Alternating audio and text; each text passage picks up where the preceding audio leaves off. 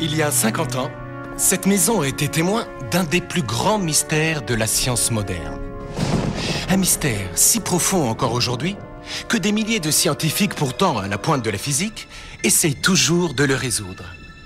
Albert Einstein a passé ici ces 20 dernières années dans cette modeste demeure de Princeton, dans le New Jersey. Et dans son bureau du 2e étage, il a inlassablement cherché une théorie unique si puissante qu'elle décrirait tous les mécanismes de l'univers.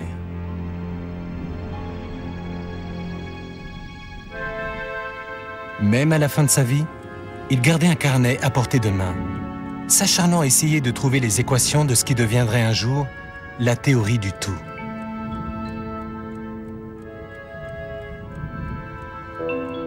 Einstein était convaincu qu'il était sur le point de faire la découverte la plus importante de l'histoire des sciences. Mais le temps lui a manqué pour réaliser son rêve. Aujourd'hui, presque un demi-siècle plus tard, son objectif d'unification, combiner toutes les lois de l'univers en une seule et unique théorie, est devenu le saint graal de la physique moderne. Et elle pense avoir peut-être réalisé le rêve d'Einstein avec une théorie radicalement nouvelle, baptisée la théorie des cordes. Et si celle-ci se vérifie, vous n'êtes pas au bout de vos surprises. Selon cette théorie, nous vivons sans doute dans un univers où réalité et science-fiction se rejoignent.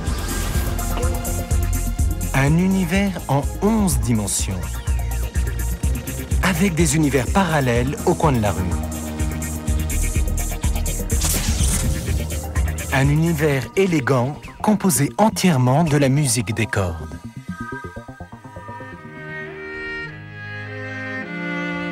Et pourtant, cette ambitieuse théorie qui sonne compliquée repose sur une idée étonnamment simple.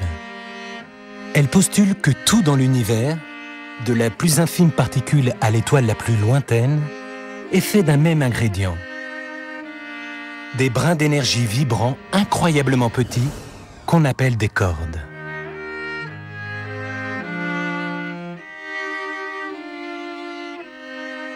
Tout comme une corde de violoncelle peut donner naissance à une grande variété de notes musicales,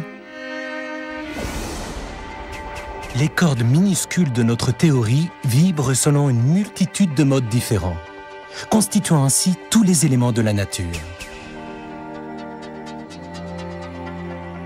En d'autres termes, l'univers est comme une formidable symphonie cosmique, résonnant de toutes les notes que peuvent produire les vibrations de ces petits brins d'énergie.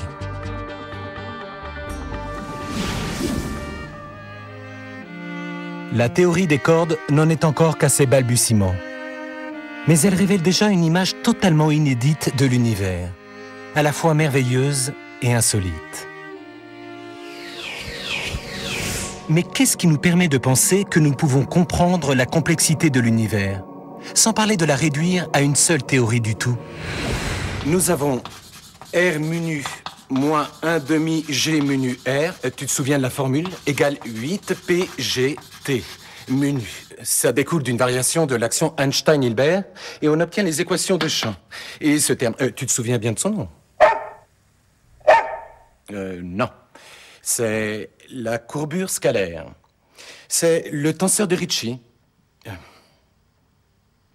Est-ce que tu as révisé au moins?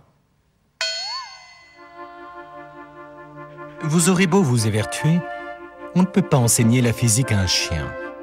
Son cerveau n'est pas câblé pour ça. Mais, et nous? Comment savons-nous que nous sommes capables de comprendre les lois les plus profondes de l'univers? Eh bien, pour les physiciens d'aujourd'hui, cela ne fait aucun doute, et nous reprenons là où Einstein l'a laissé, la quête de l'unification. L'unification serait la formulation d'une loi décrivant sans doute tout l'univers connu à partir d'une seule idée, d'une équation maîtresse. Et nous envisageons comme possible cette équation maîtresse parce que, disons au cours de ces 200 dernières années environ, notre compréhension de l'univers nous a fourni un faisceau d'explications qui tendent absolument toutes vers un seul et même point. Elles semblent bien converger vers l'unique idée en or que nous cherchons encore sans pouvoir la trouver. Et bien avant Einstein, la quête de l'unification a commencé par l'accident le plus célèbre de toute l'histoire des sciences. On raconte qu'un jour de l'année 1665, un jeune homme était assis sous un arbre quand tout à coup, il vit une pomme tomber juste devant lui. Et avec la chute de cette pomme, Isaac Newton révolutionna notre image de l'univers. Dans une hypothèse audacieuse pour son temps, il affirme que la force qui attire les pommes vers le sol et la force qui maintient la Lune en orbite autour de la Terre ne font qu'une. D'un seul coup, il unifie les cieux et la Terre en une théorie unique qu'il appelle gravité. La gravité était la première force que l'on comprenait scientifiquement, mais 3 autres encore allaient finalement suivre. Et quoique Newton ait découvert sa loi de la gravitation il y a plus de 300 ans déjà, ces équations décrivant cette force font de si exactes prédictions que nous continuons à les utiliser aujourd'hui. Ce sont même elles qui ont permis aux scientifiques de calculer la trajectoire d'une fusée qui a emmené l'homme sur la Lune. Mais il y a un problème. Si ces lois décrivent la force de la gravité avec une grande précision, Newton dissimule pourtant un secret embarrassant. Il n'a pas la moindre idée de la façon dont elle fonctionne. Ce n'est qu'au début du XXe siècle qu'un petit employé du Bureau suisse des inventions techniques va changer cela. Tout en étudiant les demandes de brevets, Albert Einstein médite sur le comportement de la lumière. Il est loin de se douter que ses rêveries sur la lumière l'amèneront à résoudre le mystère de la nature de la gravité. C'est à l'âge de 26 ans que Einstein va faire une découverte stupéfiante. La vitesse de la lumière est une sorte de limite de vitesse cosmique. Une vitesse que rien dans l'univers ne peut excéder. L'ennui, c'est que l'idée que rien ne peut se propager plus vite que la lumière va à l'encontre de la vision newtonienne de la gravité. Pour comprendre ce conflit, procédons à quelques expériences. Et pour commencer, on va créer une catastrophe cosmique. Imaginez que, tout d'un coup, et sans le moindre avertissement, le Soleil s'évapore et disparaisse complètement. Rejoignons maintenant la catastrophe, pour voir quel en serait l'effet sur les planètes d'après Newton. Sa théorie prédit qu'en cas de destruction du Soleil, les planètes sortiraient immédiatement de leur orbite pour dériver dans l'espace.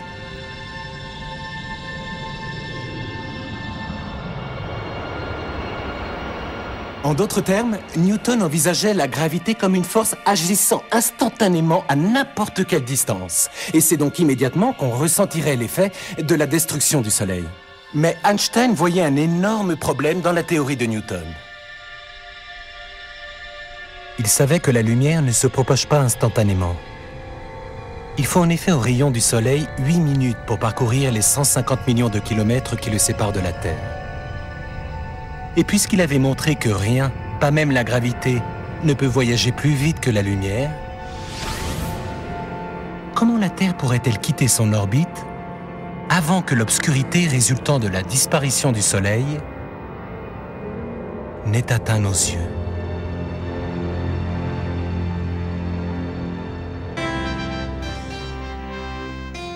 Pour le jeune scientifique du Bureau suisse des inventions techniques, rien ne peut excéder la vitesse de la lumière.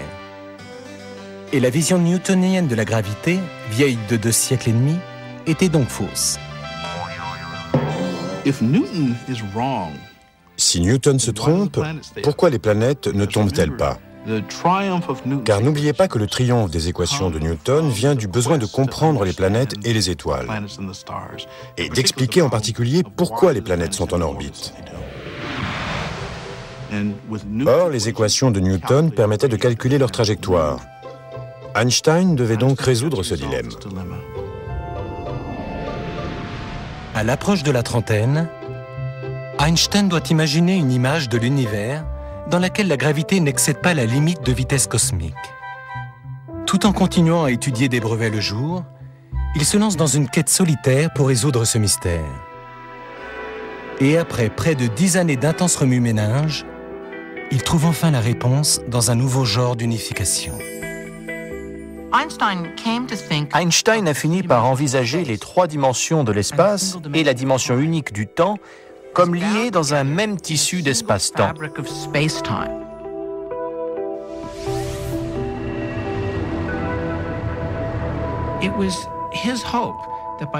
Il espérait que cette compréhension de la géométrie de ce tissu quadridimensionnel d'espace-temps lui permettrait de parler tout simplement d'objets évoluant le long des surfaces de cet espace-temps.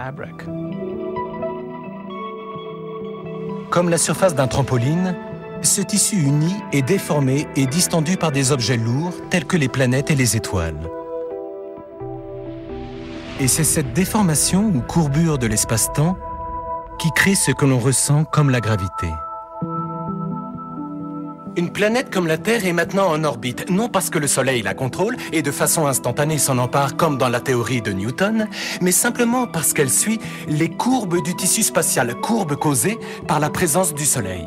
Alors, avec cette nouvelle compréhension de la gravité, nous allons rejouer notre fameuse catastrophe cosmique. Qu'arrive-t-il maintenant si le Soleil disparaît ? La perturbation gravitationnelle qui en résulte va former une vague qui se propage à travers le tissu spatial de la même manière que des ondulations se propagent à la surface de l'eau quand on jette un galet dans une mare. Nous ne sentirions donc aucun changement dans notre orbite autour du Soleil jusqu'à ce que cette vague atteigne la Terre.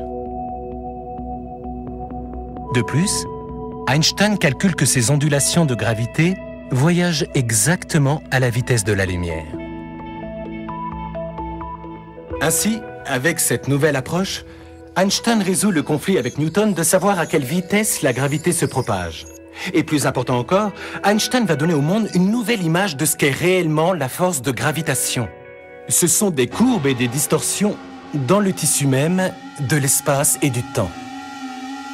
Il appelle cette nouvelle image de la gravité la relativité générale.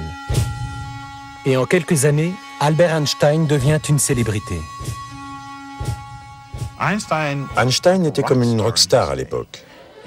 C'était sans doute une des personnalités les plus en vue du monde. Charlie Chaplin et lui régnaient sans partage sur les médias populaires. Mais malgré son extraordinaire réussite, le physicien n'est pas encore satisfait. Et il se fixe aussitôt un objectif plus élevé encore. L'unification de la nouvelle image de la gravité avec la seule autre force connue à cette époque, l'électromagnétisme. L'électromagnétisme est une force qui n'avait elle-même été unifiée que quelques décennies auparavant. Au milieu du 19e siècle, l'électricité et le magnétisme éveillent l'intérêt des scientifiques. Ces deux forces semblent liées par une curieuse relation, que les inventeurs, comme Samuel Morse, mettent à profit dans des dispositifs totalement nouveaux, tels que le télégraphe. Un signal électrique, envoyé à travers un fil télégraphique jusqu'à un aimant distant de plusieurs milliers de kilomètres, produit les points et les traits familiers de l'alphabet Morse, permettant ainsi de transmettre des messages d'un bout à l'autre du continent en une fraction de seconde. Le télégraphe fait sensation, même si le principe scientifique du système reste quelque peu mystérieux.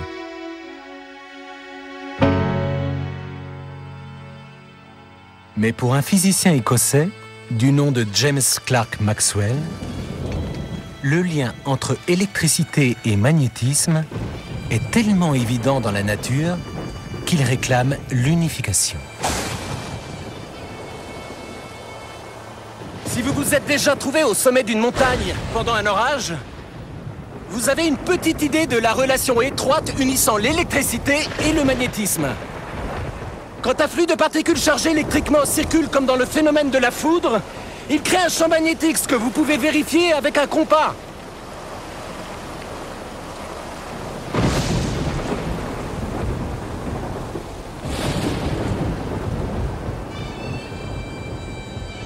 Obsédé par cette relation, Maxwell veut parvenir à exprimer la connexion entre électricité et magnétisme en langage mathématique. Et il parvient à échafauder 4 équations mathématiques élégantes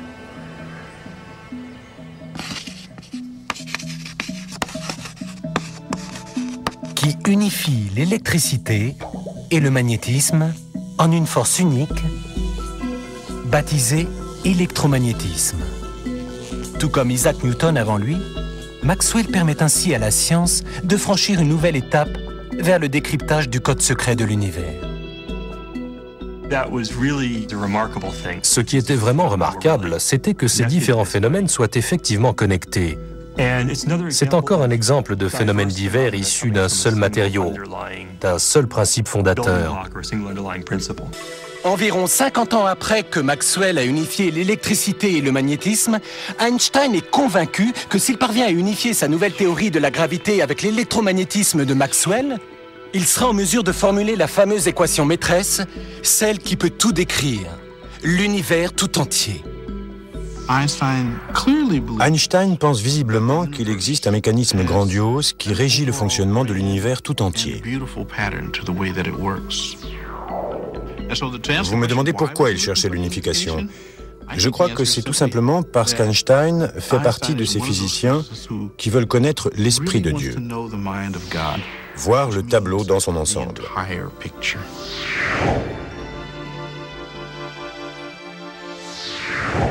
Tel est aujourd'hui l'objectif de la théorie des cordes. Unifier notre compréhension de tout, depuis la naissance de l'univers jusqu'au tourbillon majestueux des galaxies, au sein d'une seule et même série de principes, une équation maîtresse. Newton a unifié les cieux et la terre avec la théorie de la gravité. Maxwell a unifié l'électricité et le magnétisme. Einstein en conclut donc que pour construire une théorie du tout, une théorie unique pouvant englober toutes les lois de l'univers, il ne lui reste plus qu'à fusionner sa nouvelle vision de la gravité avec l'électromagnétisme. Mais quand il commence à essayer d'unifier la gravité et l'électromagnétisme, il s'aperçoit que la différence d'intensité entre ces deux forces l'emporte sur leur similarité. Vous allez le voir tout de suite. On a tendance à penser que la gravité est une force très puissante.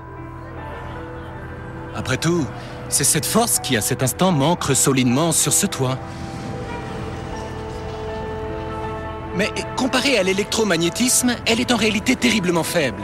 De fait, il existe un petit test qui nous le prouve. Imaginez que je doive sauter depuis le toit de cet immeuble assez haut. Ou plutôt non. Au lieu de l'imaginer, je vais le faire. Vous allez comprendre.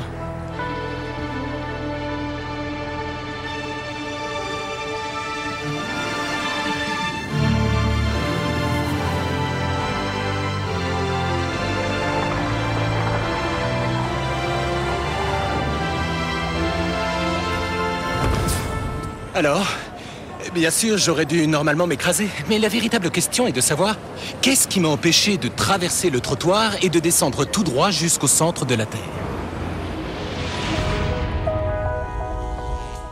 Eh bien, aussi curieux que cela puisse sembler, la réponse est l'électromagnétisme. Tout ce que nous voyons, de vous et moi jusqu'au trottoir, est constitué de petits éléments de matière appelés des atomes. Et la coquille externe de chaque atome contient une charge électrique négative. Si bien que quand mes atomes entrent en collision avec ceux du ciment, ces charges électriques se repoussent avec une telle force qu'un petit morceau de trottoir peut résister à toute la gravité terrestre et arrêter ma chute. En réalité, la force électromagnétique est des milliards et des milliards de fois plus puissante que la gravité. C'est un peu surprenant parce que la gravité maintient nos pieds au sol et fait tourner la Terre autour du Soleil. Mais en fait, elle parvient à le faire uniquement parce qu'elle agit sur de gigantesques conglomérats de matière. Vous, moi, la Terre, le Soleil. Tandis qu'à l'échelle des atomes, la gravité est une force incroyablement faible.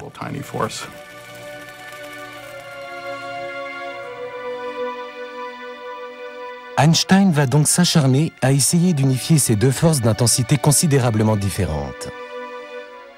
Et hélas pour lui, à peine s'est-il attelé à la tâche que d'immenses bouleversements dans le monde de la physique vont le laisser loin derrière. Einstein avait obtenu de tels résultats avant 1920 qu'il pensait tout naturellement pouvoir continuer à utiliser les mêmes jeux théoriques avec le même succès. Mais ce n'était pas le cas.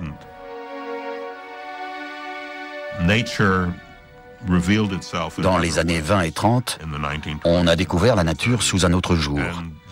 Et les outils et les trucs dont disposait Einstein, et qui s'étaient montrés tellement efficaces, n'étaient plus applicables.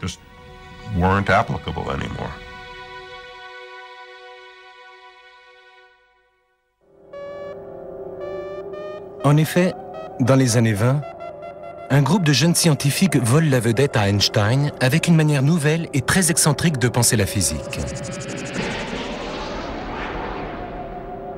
Leur vision de l'univers est tellement insolite qu'elle relègue la science-fiction au rang de pâle copie et ébranle la quête d'unification d'Einstein.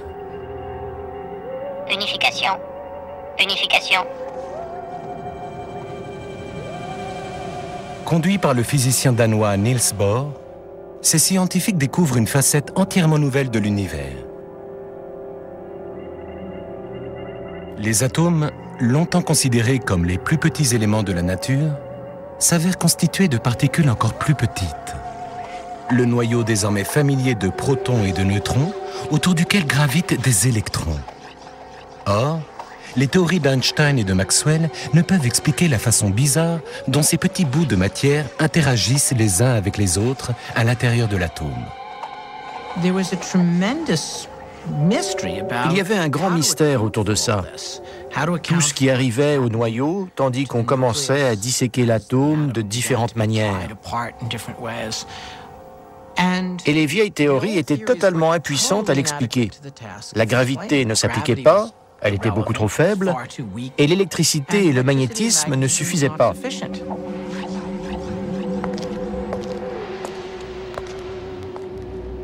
En l'absence d'une théorie expliquant cet étrange nouveau monde, les scientifiques errent dans un territoire atomique inconnu à la recherche de n'importe quel repère identifiable.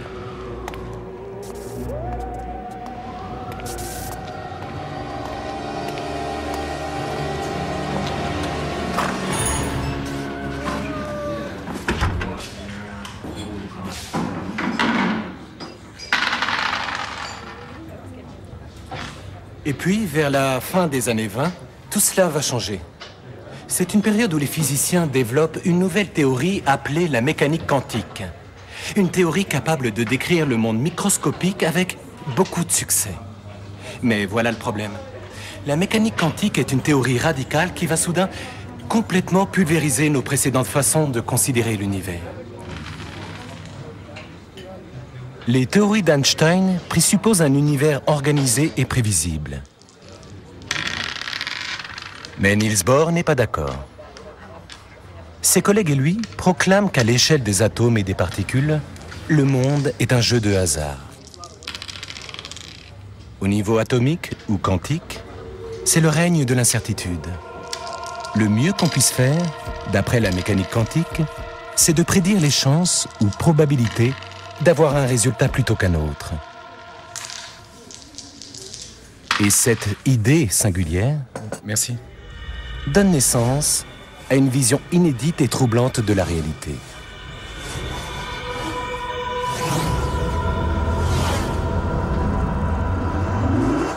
Tellement troublante que si les caractéristiques saugrenues de la mécanique quantique étaient perceptibles dans le monde de tous les jours, comme elles le sont ici, au Quantum Café, vous penseriez sans doute avoir perdu la tête. Pendant presque 80 ans, la mécanique quantique a affirmé avec succès que le bizarre et l'étrange était typique de la façon dont notre univers se comporte à des échelles infiniment petites. À l'échelle de la vie quotidienne, nous ne ressentons pas directement l'étrangeté de la mécanique quantique. Mais ici, au Quantum Café, même les choses du quotidien se comportent parfois comme si elles étaient des choses microscopiques, elles aussi. Et j'ai beau venir régulièrement dans ce bar, je n'arriverai jamais à m'y habituer. Un jus d'orange, s'il vous plaît. Je vais essayer. Elle dit qu'elle va essayer. Et oui, ils n'ont pas l'habitude d'avoir des commandes précises comme un jus d'orange ici, au Quantum Café, parce qu'ici, tout est toujours régi par le hasard. Bien que je veuille un jus d'orange, il n'y a qu'une petite probabilité que j'en obtienne un, en fait.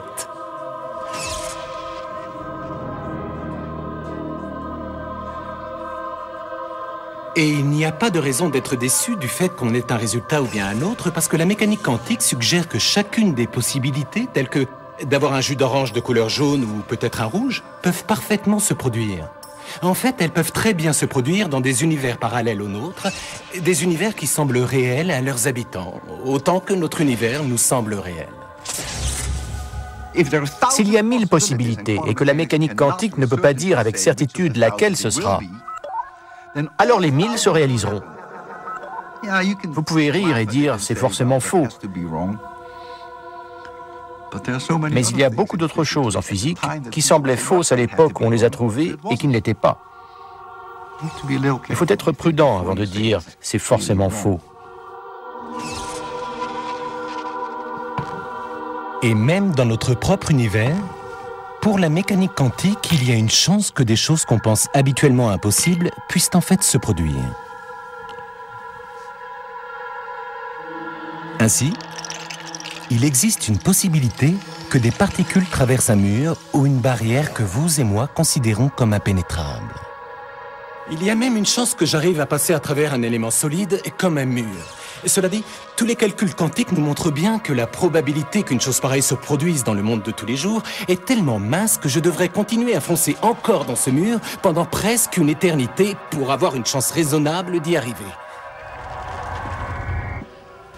Mais ici, ce genre de choses arrive, presque à tout moment. Il faut apprendre à oublier les idées reçues sur le monde pour comprendre la mécanique quantique. Au fond de moi, est-ce que j'ai l'impression de comprendre profondément et instinctivement la mécanique quantique? Non. Et Einstein non plus. Il restera jusqu'au bout convaincu que l'univers se comporte de façon sûre et prévisible. L'idée que l'on ne peut que calculer les probabilités que les choses tournent d'une façon ou d'une autre est un concept auquel il s'opposait farouchement.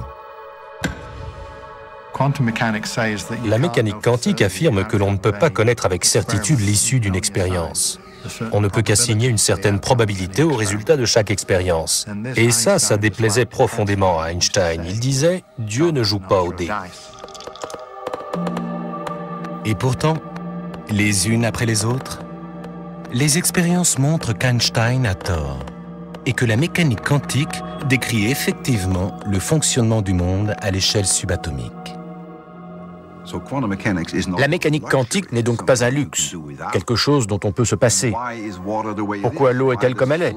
Pourquoi la lumière la traverse-t-elle? Pourquoi est-elle transparente? Pourquoi d'autres choses ne le sont-elles pas? Comment les molécules se forment-elles? Pourquoi réagissent-elles ainsi? Dès l'instant où l'on veut comprendre quelque chose au niveau atomique, qui n'est pas du tout intuitif, on ne peut progresser qu'avec la mécanique quantique. La mécanique quantique est extraordinairement exacte. Il n'est encore jamais arrivé qu'une prédiction de la mécanique quantique contredise une observation. Jamais.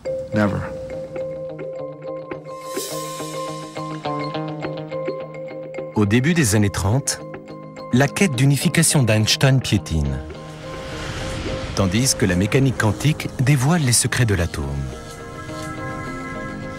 Les chercheurs s'aperçoivent que la gravité et l'électromagnétisme ne sont pas les seules interactions régissant l'univers. En sondant la structure de l'atome, ils découvrent deux nouvelles forces.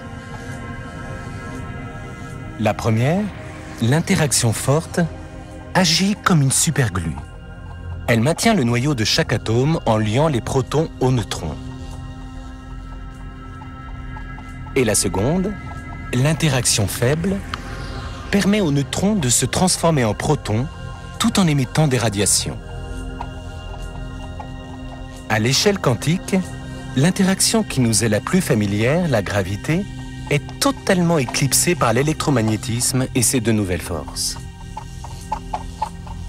Les interactions faibles et fortes peuvent nous paraître obscures, mais il y a au moins un aspect de leur puissance dont nous sommes tous très conscients.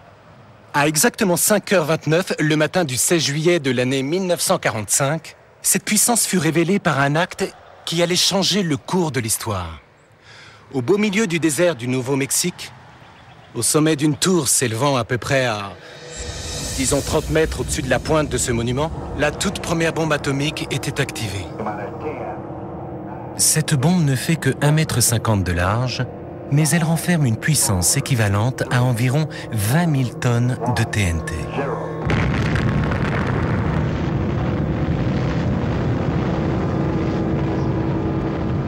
Avec cette gigantesque explosion, les scientifiques libèrent l'interaction forte, qui maintient les neutrons et les protons étroitement soudés à l'intérieur du noyau de l'atome. En brisant l'emprise de cette glue et en explosant l'atome, il libère des quantités véritablement inimaginables d'énergie destructrice.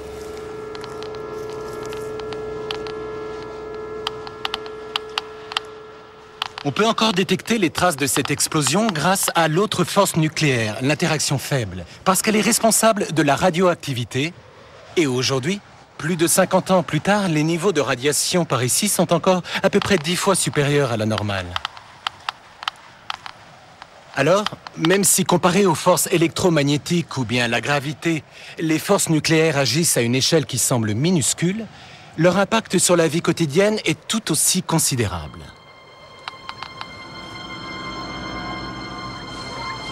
Mais qu'en est-il de la gravité, de la relativité générale d'Einstein? Quelle est leur place à l'échelle quantique? La mécanique quantique nous dit comment œuvrent toutes les forces de la nature dans le domaine microscopique, à l'exception de la force de gravité.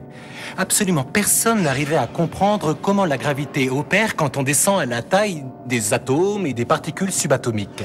Autrement dit, encore personne n'arrivait à dire comment mettre la relativité générale et la mécanique quantique ensemble dans le même paquet.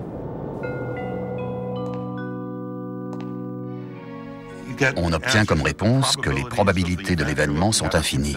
Absurde. Ce n'est pas profond, c'est absurde.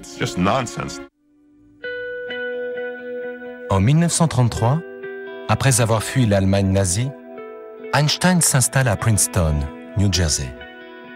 Il travaille dans la solitude, poursuivant avec obstination la quête dans laquelle il s'est lancé plus de 10 ans auparavant, pour unir la gravité et l'électromagnétisme.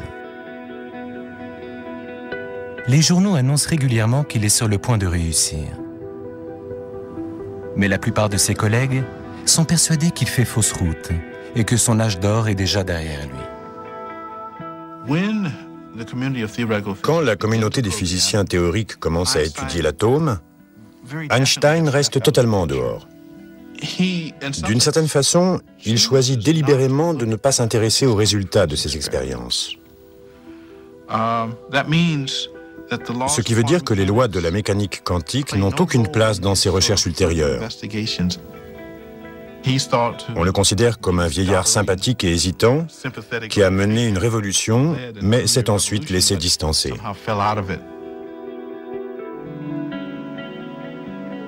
Albert Einstein s'éteint le 18 avril 1955. Et pendant des années, son rêve d'unification des forces au sein d'une théorie unique semble avoir disparu avec lui. La quête de l'unification devient un bras mort de la physique.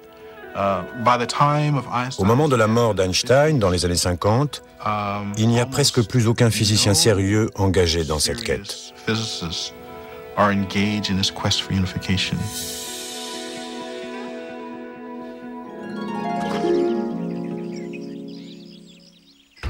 Depuis lors, la physique s'est divisée en deux camps distincts. Un qui utilise la relativité générale pour l'étude des objets lourds de l'infiniment grand, tels que les étoiles, les galaxies et l'univers dans son ensemble. Et un autre qui utilise la mécanique quantique pour l'étude d'objets infiniment petits, tels que les atomes et les particules. Je dirais que c'est comme si on avait deux familles n'arrivant pas à s'entendre sur rien et refusant de discuter. Et qui devraient vivre sur le même toit malgré tout. Et il a toujours semblé qu'on n'arrivait jamais à combiner la mécanique quantique et la relativité générale en une théorie unique qui serait susceptible de décrire l'univers à toutes les échelles.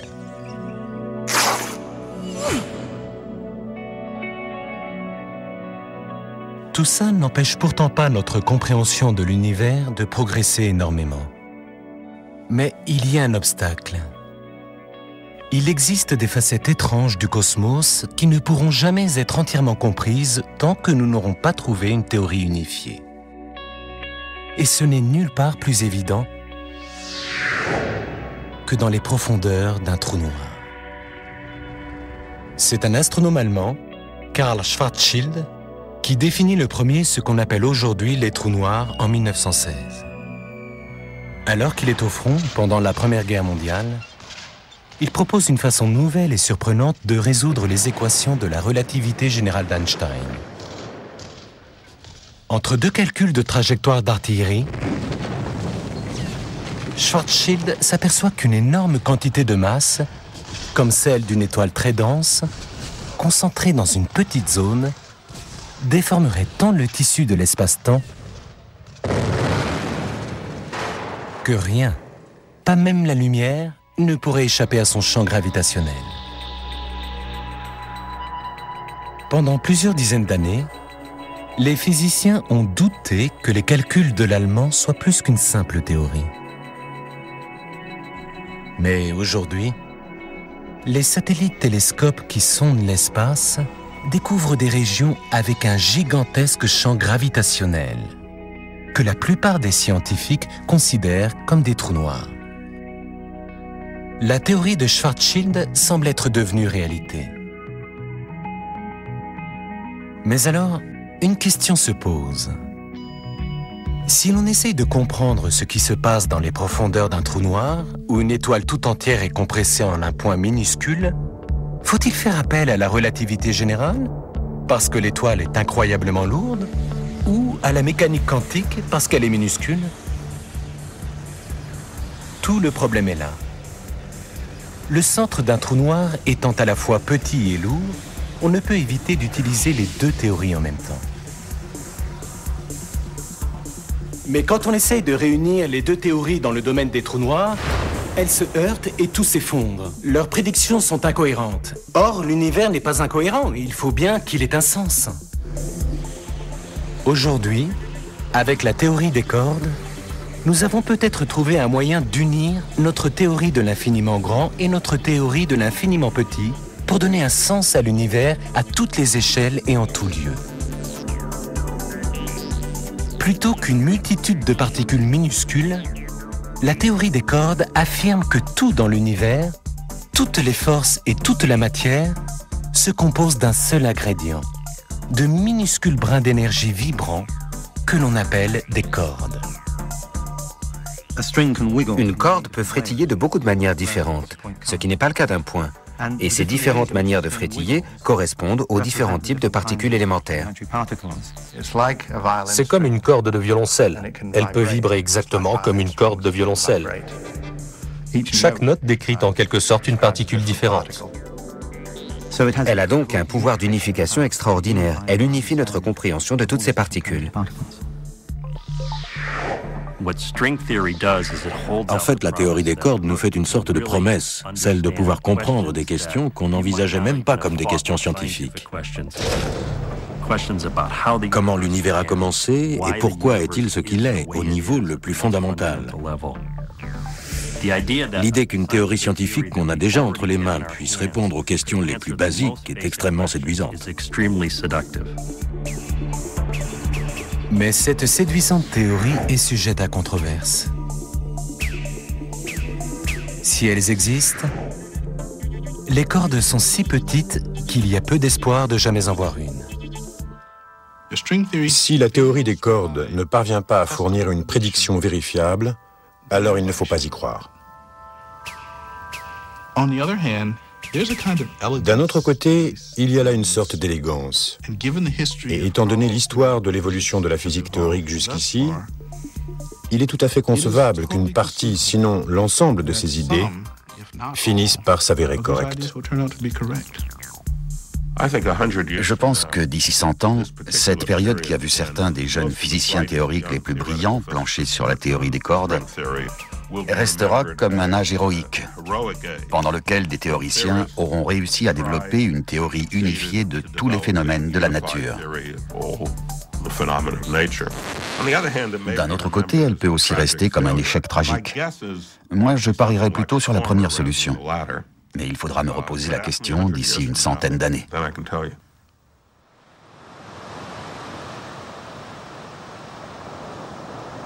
Notre compréhension de l'univers a énormément progressé au cours de ces 3 derniers siècles.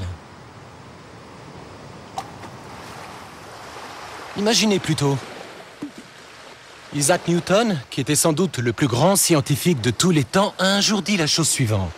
J'étais comme un petit garçon, jouant sur le rivage, et qui, de temps en temps, s'amusait à trouver un petit galet peut-être un peu plus lisse ou un coquillage plus joli, alors que l'immense océan de la vérité s'étendait devant moi et que tout restait à découvrir.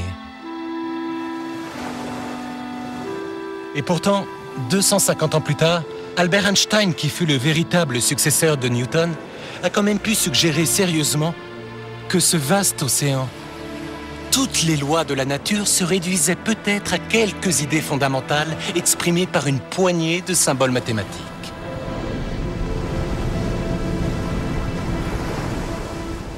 Et aujourd'hui, un demi-siècle après sa mort, nous sommes peut-être enfin sur le point de réaliser le rêve d'unification d'Einstein avec la théorie des cordes.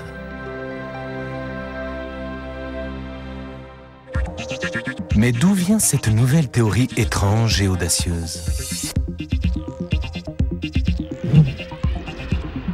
Comment la théorie des cordes peut-elle obtenir l'unification ultime des lois de l'infiniment grand et de l'infiniment petit? Et comment pourrons-nous savoir si elle est juste ou non? Aucune expérience ne peut vérifier ce qui se passe à de telles distances. La théorie ne risque jamais rien. Est-ce une théorie de physique ou une philosophie? Il n'est pas écrit dans les étoiles que nous allons réussir. Mais au final, nous espérons avoir une théorie unique qui gouverne tout. Demain, Arte Découverte poursuivra son exploration de la théorie des cordes. Pour cela, retour en arrière jusqu'au moment du Big Bang, que les modèles physiques conventionnels échouent à décrire. Mais nous verrons que cette théorie ouvre de nouvelles dimensions. En attendant demain, faites des exercices physiques,